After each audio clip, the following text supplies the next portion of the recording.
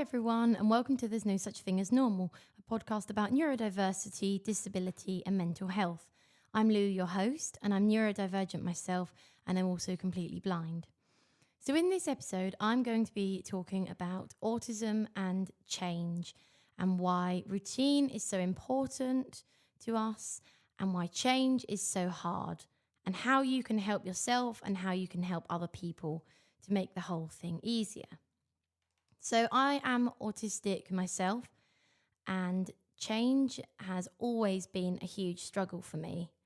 It's always been something I've found really hard. And I've always found that I've, always wanted routines really. But why? Now, I think for me and for lots of other people who are autistic, the world is a very overwhelming place. It's unpredictable. It's chaotic, it's anxiety provoking.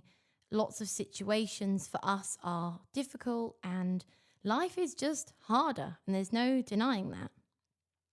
So having routine gives us a sense of safety and stability in a chaotic world, and this then reduces anxiety levels. So that is the main reason why routine for me is important. It makes me feel safe and secure. I like to know exactly what to expect and what the outcome is going to be, what the day is going to be like, where things are, what's going on. That just makes me feel settled.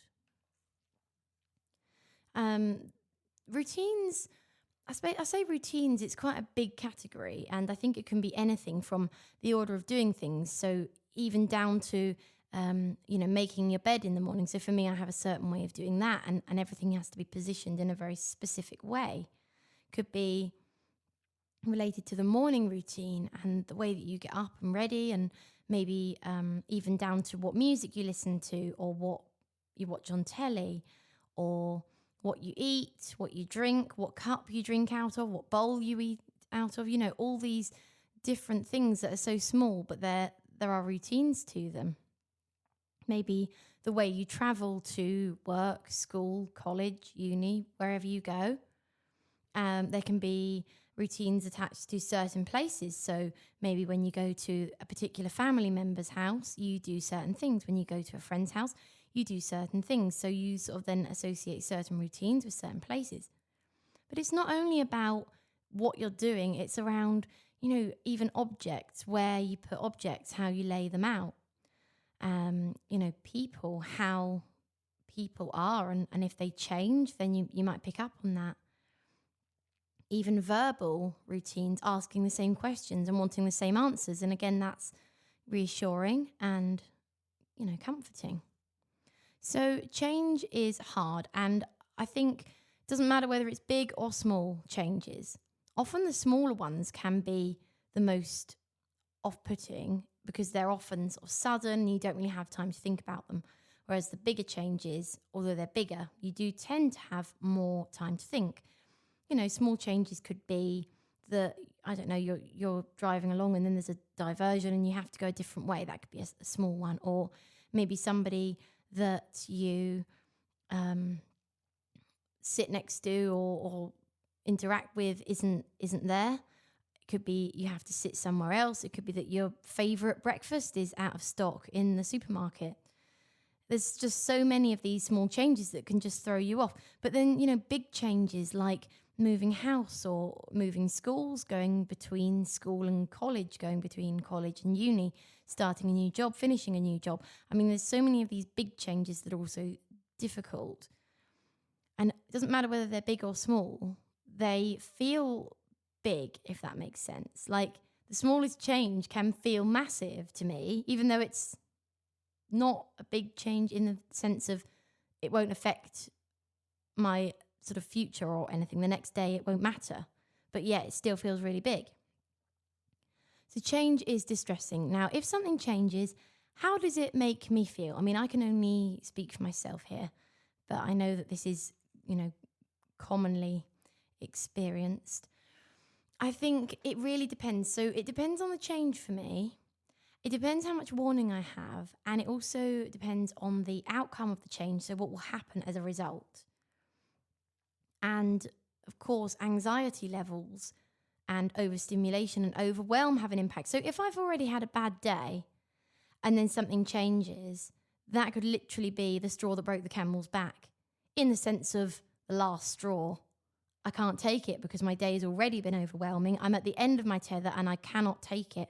Whereas if I'm in an okay place, or I'm doing all right that day, then I might not react as strongly. But, for me, it feels like everything's falling apart. And I know it sounds extreme, but it really does. It's like my day is set out detail by detail. If something changes, and there's a really good analogy I like to use, and it's like a puzzle. So imagine you've got a puzzle that's all fit together, and that's my day. And then somebody takes out a piece of the puzzle and then shakes it all up. And then all the pieces are all over the place, because I've got to then figure out, okay, well, this change has caused this and all the implications that change causes. Then you've got to try and piece that puzzle back together to make the day make sense, because that change is confusing. Your brain is spinning. I feel like my brain is going through every situation looking for a solution. And it's just this most horrible feeling. You almost feel unsafe. You feel sort of scared. You feel out of control. It feels like a massive thing that, your safety is basically being compromised, because, your routine is what makes you sort of feel okay in this crazy world that we live in.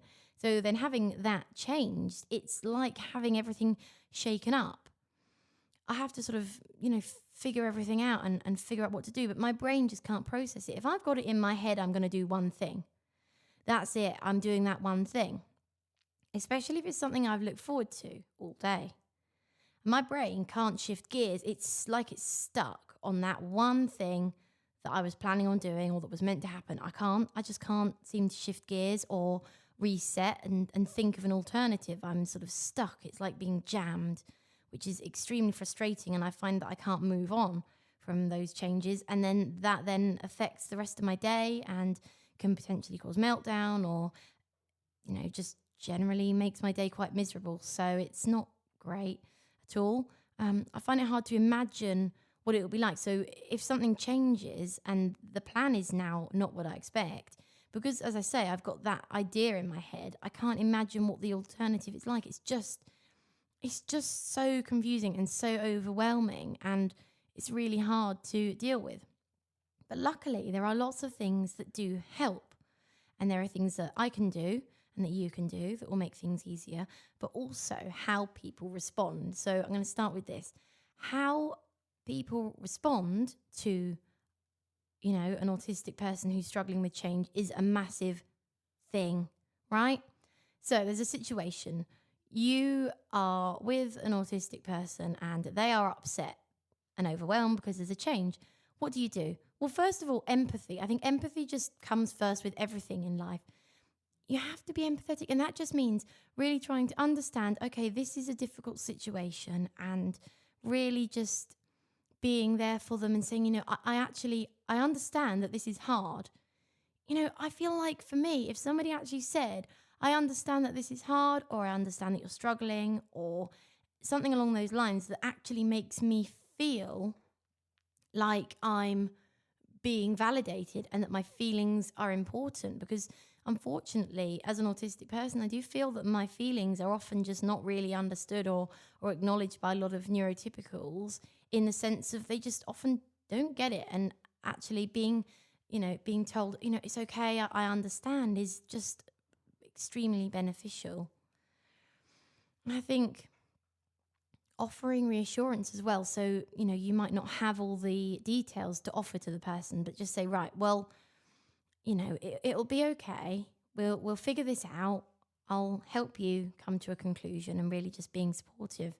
Reminding the person what will stay the same, because if something changes, for me at least, it feels like everything's changed in a way. It's like one thing changes and that's it. The whole thing's gone.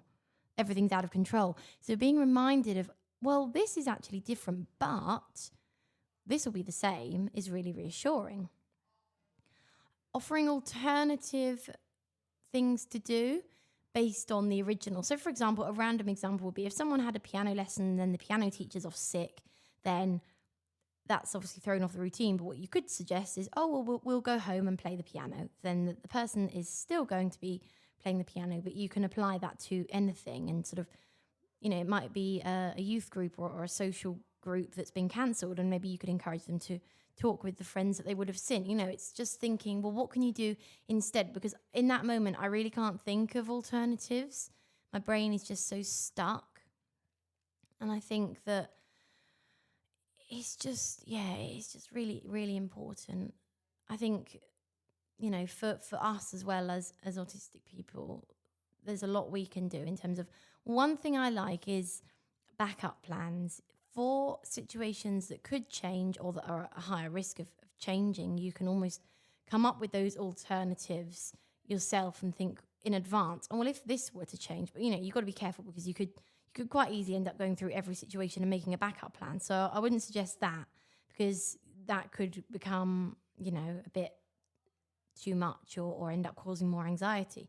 But, it could be that for something that often does change, or for specific things in life that tend to be more unpredictable, having a backup plan can help. Because if you're finding yourself worried about a certain thing changing, this is sort of what I'm getting at. If there's a situation that could change and you're worried that it could change, think, well, okay, if that happened, what would I do instead?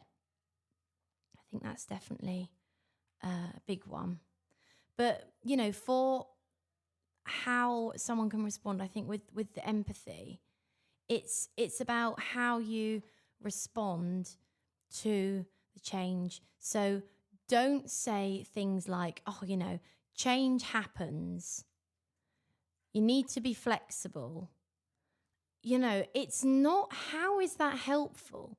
If I'm really upset about something changing and then somebody comes up and says, oh, it's just life, come on, get on with it, I feel completely invalidated. And in all fairness, if I'm already feeling upset, that is going to be enough to tip me over the edge. It's not acceptable to be saying those sorts of things to an upset person. How is that going to help? Think, how is that going to help the person? Those comments like, oh, it's life, it's not helpful. Yeah, okay, change does happen in life. I know that full well. I'm sure everyone else knows that. Doesn't make it any easier. And, I need support. It's something I struggle with.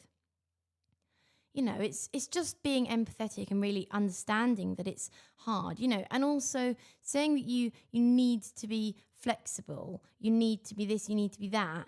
It's almost saying, oh, well, I'm, if it's a neurotypical saying, it's like, oh, well, I'm neurotypical and I'm all right with this, so you should be all right with this too. It's thinking, actually, I'm neurotypical, this person's autistic, they're struggling with this, and actually we are experiencing the world differently. So what is the point in telling a person to just get on with it when it's something they find difficult and they are autistic?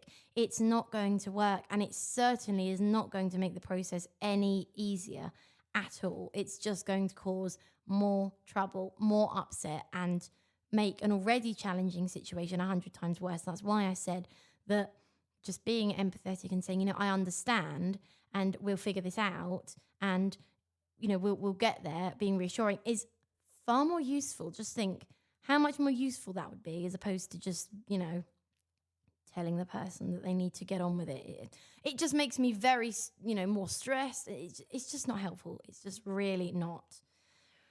I think planning in advance for big changes is really important. So, those big transitions I mentioned earlier, and really working on it ahead of time to, have enough time to come to a decision or a conclusion, or to really work on those details. Or, if it is a big transition like moving schools or something, whereas even if it's, smaller things that are happening, but yet about them in advance, then just, tell the person what's going to happen, when's it going to happen, what are the details. That's also really important. I think another thing is the positives of change, reassuring the person of, okay, well, this is hard, but at the same time, let's look at the positives. It could be that, I don't know, that I feel like with every situation there generally is a positive, but for me, when I'm in that state of stress, I can't think about that, because when everything feels out of control and you're feeling really anxious, it's extremely difficult to think of the positives, but it is something that you can work on and really work on thinking what are the positives, and over time that can help you to then see that it's not all bad, because I know this from experience. At the time, all changes do seem really hard, but often something positive can come out of it, and there are some changes that are very positive, and that they bring good things, really. Sort of, I just think that it's just about, it really does come down to, I think the bottom line is, change is hard. Understanding why the world is overwhelming and anxiety provoking, so we need that routine. It reduces anxiety, so really understanding why, and being empathetic, and a lot of planning. And if you're autistic yourself, then again, planning as much as you can and doing the things that can help you to work through things, like, as I say, thinking of the positives and doing backup plans that can make things easier.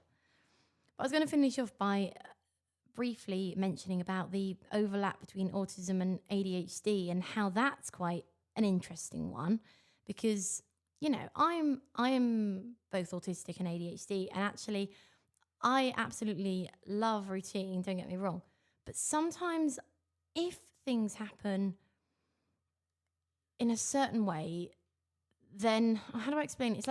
It's like if something happened a bit more spontaneously, and as long as it doesn't interfere with a routine that's already there, then I'm okay with it. Do you see what I mean? So yes, I like to have everything planned, but I don't know, say I had a day where I was doing nothing, and then we were invited to go and see family or something, or do something that I enjoy, then I suppose I'd be all right with that. But I suppose the ADHD part of my brain is like, oh, this is something interesting and exciting, and wants to be active and doing lots of things. But yeah, then the autism side does need I say side, I know that my brain isn't split in two, but I'm kind of just, describing the different aspects of my brain, I suppose. Because yeah, the autism side really does want the routine and that stability, but then the ADHD side is a bit, let's do something fun, or do something exciting, or try something a bit different. So within reason, I do quite like trying things that are a bit different, or new things, or doing things, but it has to be under quite certain circumstances. But it is interesting to think about the overlap, and I don't know how it all works, and I suppose it's brains complicated, aren't they? But anyway, this has turned into a really massive ramble, but I think hopefully I've got across the message that change is hard, and why, and how to be supportive. But I hope it's been helpful, and I hope you've learned something from it. But thanks so much for listening, and I'll be back soon.